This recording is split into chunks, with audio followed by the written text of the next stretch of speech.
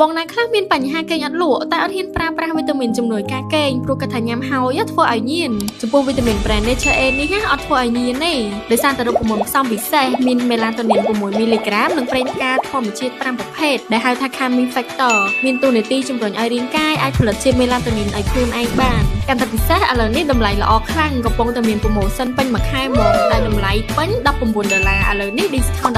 15%នៅសល់តែ$16នៅក្នុងមួយកំប៉ុងប៉ុណ្ណោះបងគ្រាន់តែទៅពីញ៉ាំ2គ្រាប់មុនចូលកេង30នាទីដឹងតែកេងលក់ស្រួលស្កប់ស្កល់ដល់ព្រឹកហ្មងអញ្ចឹងបងមានបញ្ហាតាក់ទងនឹងការកេងអាចសាកល្បងទិញវីតាមីន melatonin នេះទៅប្រើប្រាស់បានជួយកេងលក់ស្រួលហើយមាន discount ទៀតបងអាចសាកសួរព័ត៌មានបន្ថែមបាននិងcommentទិញតាមរយៈ page Facebook Nature Aid Cambodia ឬតាម Telegram 089 23 1093ឬបងអាចរកទិញបានតាមហាងដៃគូរបស់យើងនៅក្នុងភ្នំពេញនិងតាមបណ្ដាខេត្តធំៗនៅក្នុងប្រទេសកម្ពុជា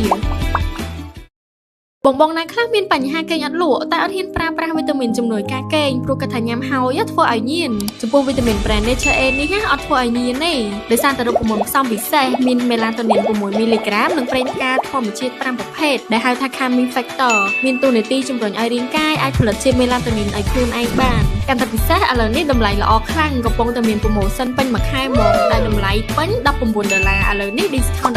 15%នៅសល់តែ$16នៅក្នុងមួយកំប៉ុងប៉ុណ្ណោះបងគ្រាន់តែទៅពីញ៉ាំ2គ្រាប់មុនចូលកេង30នាទីដឹងតែកេងលក់ស្រួលស្កប់ស្កល់ដល់ព្រឹកហ្មងអញ្ចឹងបងមានបញ្ហាតាក់ទងនឹងការកេងអាចសាកល្បងទិញវីតាមីន melatonin នេះទៅប្រើប្រាស់បានជួយកេងលក់ស្រួលហើយមាន discount ទៀតបងអាចសាកសួរព័ត៌មានបន្ថែមបាននិងcommentទិញតាមរយៈ page Facebook Nature Aid Cambodia ឬតាម Telegram 089 23 1093ឬបងអាចរកទិញបានតាមហាងដៃគូរបស់យើងនៅក្នុងភ្នំពេញនិងតាមបណ្ដាខេត្តធំៗនៅក្នុងប្រទេសកម្ពុជា